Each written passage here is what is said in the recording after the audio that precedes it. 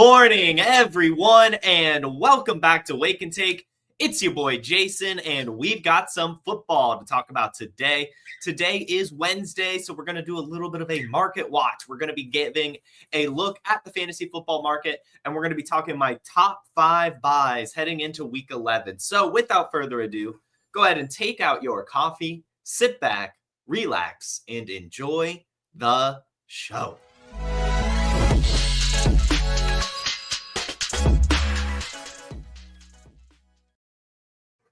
And we're here.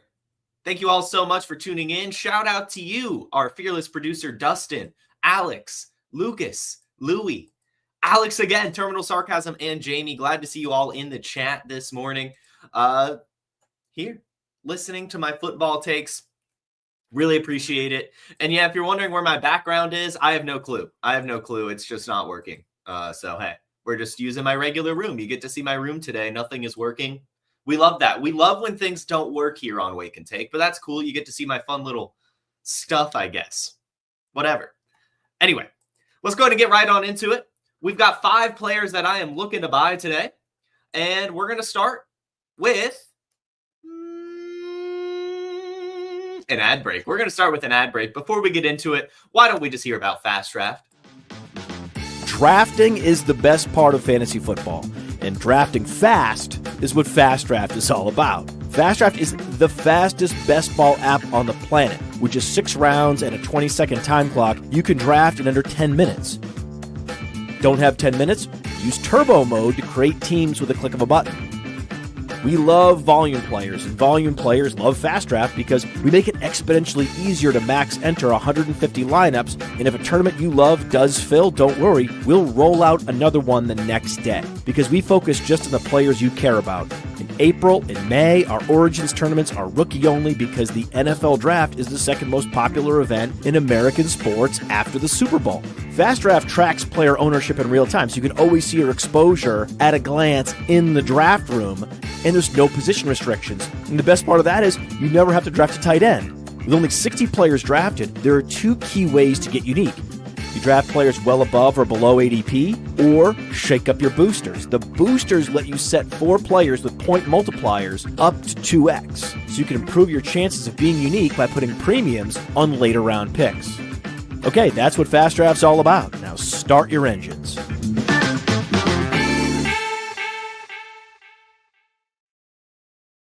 Fast Draft. Why are we doing a Fast Draft ad? You can't even draft. Psych, yes you can. DFS is now launched on Fast Draft. So if you want to try our weekly contest tournaments, you can do that now. It's $5 to enter. You draft a team of 6 players, and that's your team for the week. We're going to have it every week. It's called Flex 6 Frenzy. It's awesome, awesome stuff. Fast Draft. It's just continuing to grow, just like Player Profiler. So is Fast Draft. Going to the moon. Highly recommend checking that out. Getting involved in the Fast Draft DFS. So we've got Market Watch. We've got players to buy. And we're going to start with Caleb Williams. Right? I mean, we're buying Caleb Williams. We have no sells today. We're only doing buys. And Caleb Williams, at this point in time, I'm just not sure that there's going to be another buying opportunity like this, being completely honest. It seems that so many people are out on Caleb Williams now, and it's really not his fault. Got to be honest with you. We talked about it all offseason, right? That we were selling Caleb Williams, that he was way too overvalued, that we had to watch him play football first because it's likely that he was going to struggle. Even with those weapons, it was still a bad coaching staff and a bad offensive line. And what have we seen? Well, the bad offensive line has hindered his gameplay tremendously, and the coaching staff has hindered his gameplay tremendously.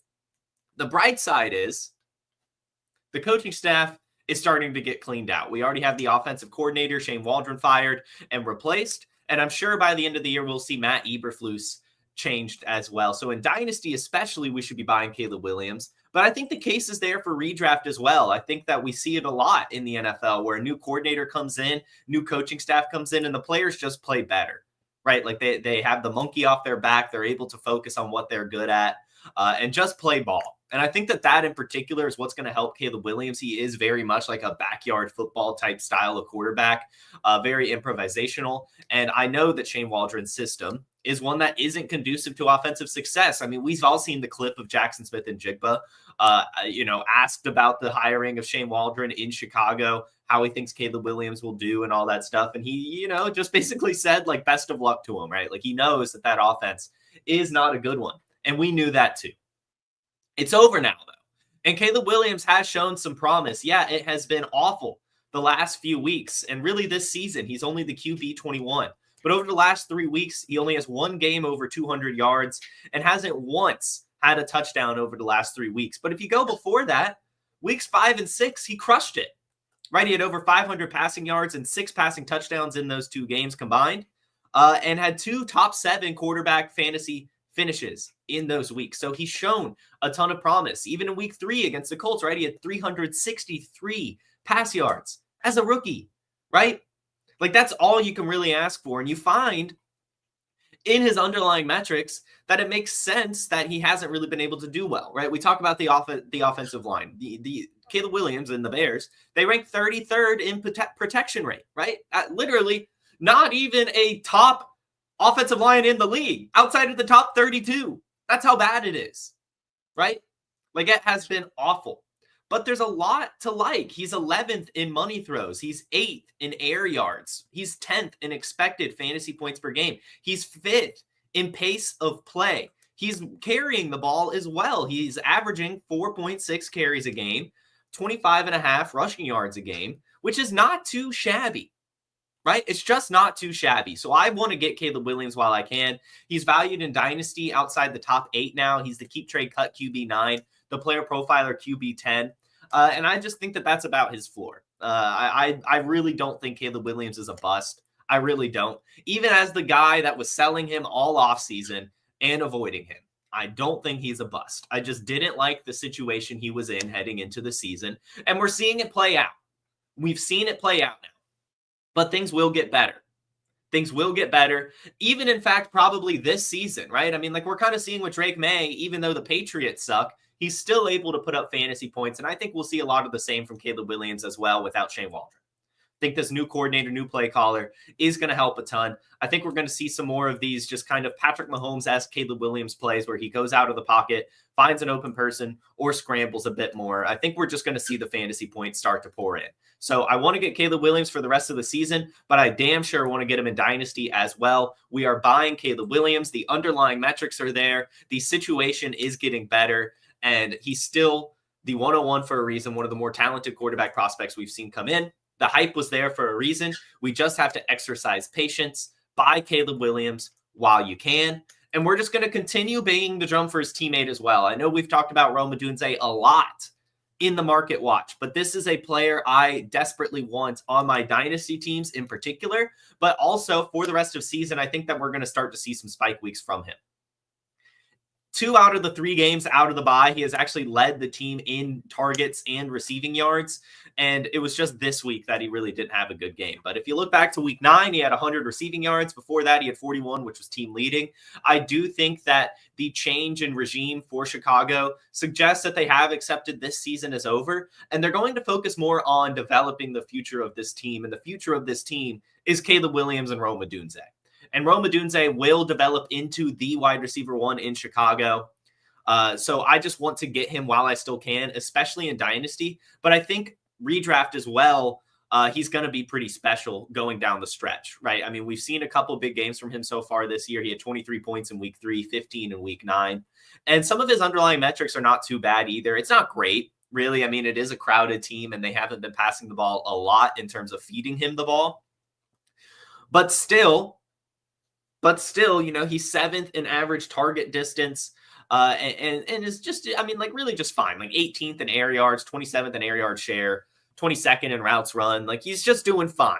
But I do think that as the Bears kind of trend towards this lost season and want to develop their players, Rome Odunze is going to become a huge part of the game plan alongside Caleb Williams. And so I desperately want to try to get him while I can. On keep trade cut, he's actually the dynasty wide receiver 20.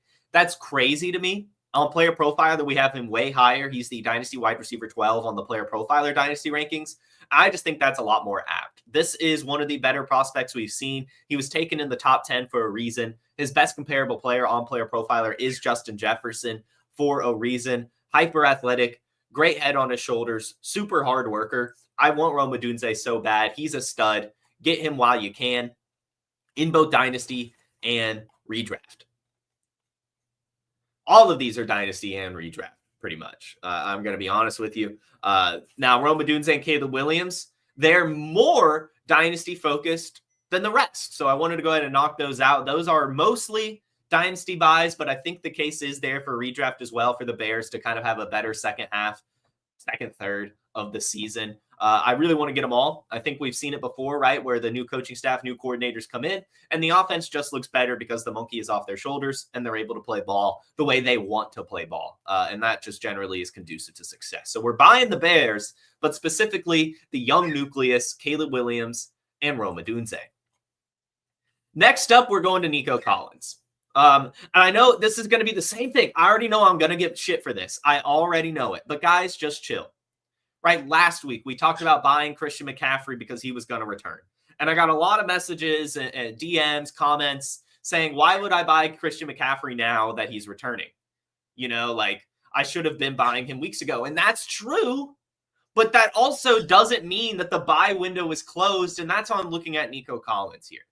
Like, yeah, sure, he's returning this week and the price has gotten more expensive, but he's still attainable and is still going to be incredible down the stretch. Nico Collins is a must buy. If you are trying to compete, if you're looking for an asset that you can get on your team to kind of put you over the top for the next few weeks, or even just in general, like if you just want to get a good wide receiver for your dynasty team, Nico Collins is that guy. From weeks 1 through 5, before his injury, he was the wide receiver 2 in PPR. Didn't have a single game with single digits. Multiple games over 20 points. And even in week 5, when he only had 2 targets and a 13% snap share, when he literally got injured, he still was able to bring in those 2 targets for 2 receptions, 78 yards, and a touchdown, in which he literally hurt himself. Finished as the wide receiver 19 on the week with 15.8 points. This guy's a stud.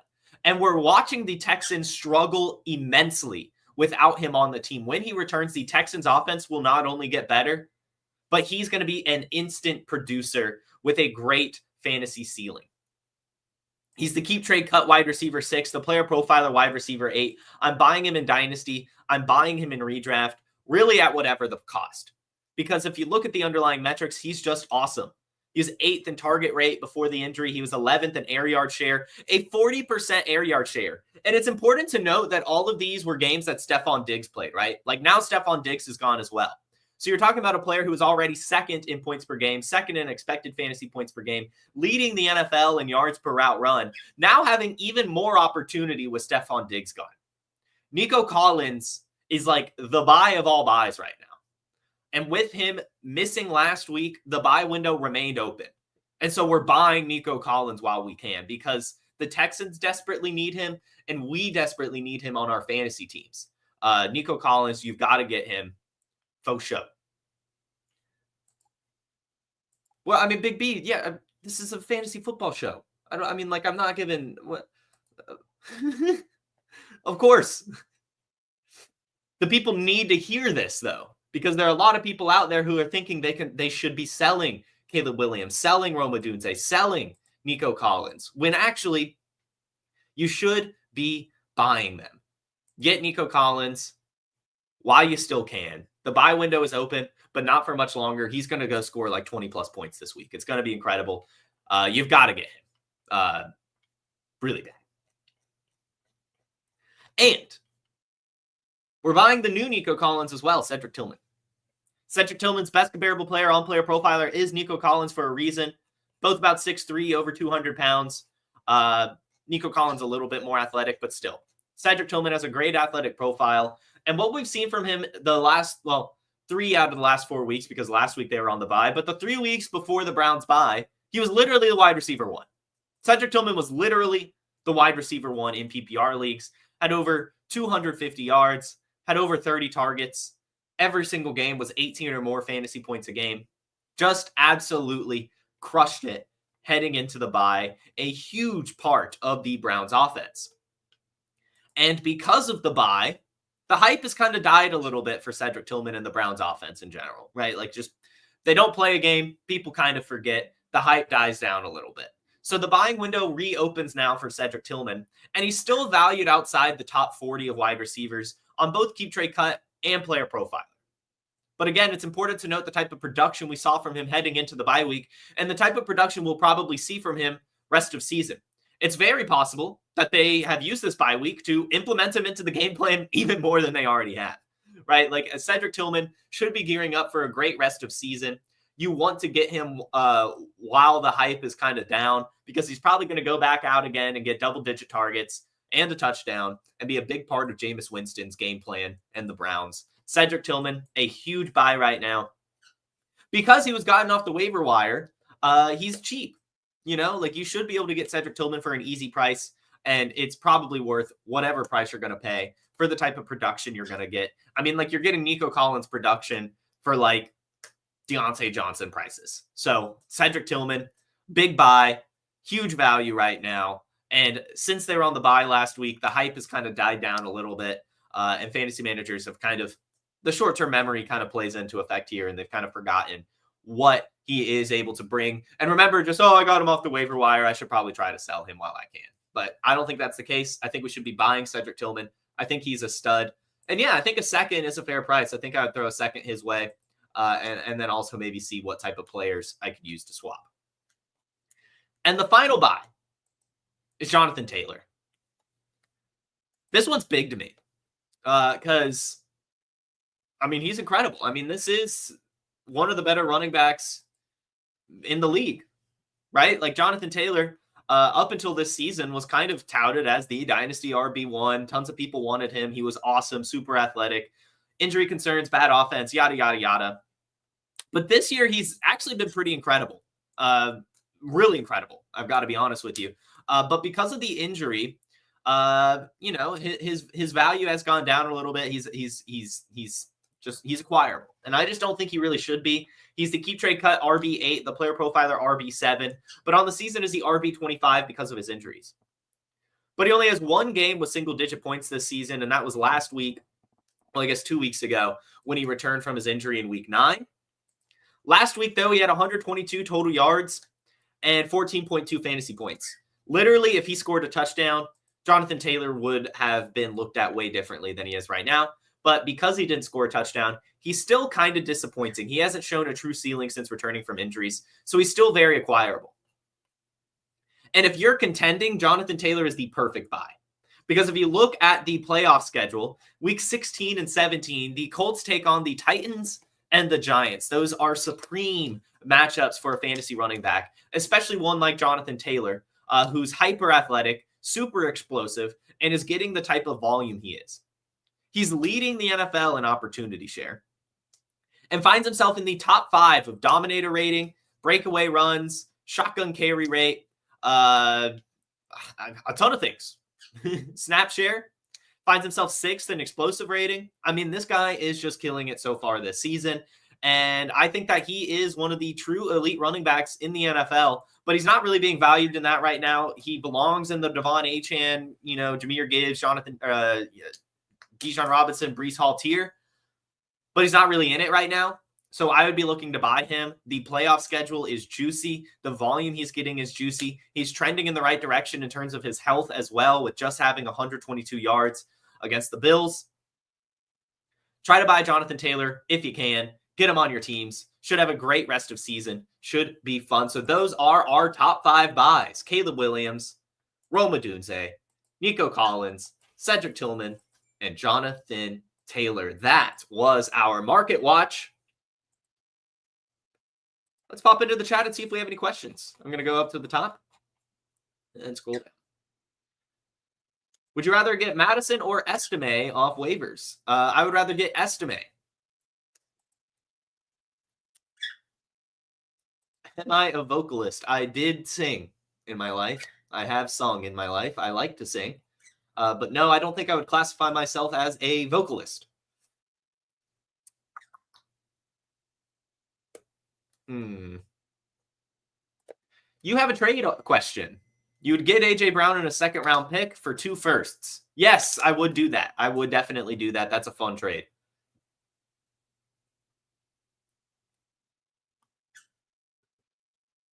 You just traded a first for Joe Mixon. I think that's fine.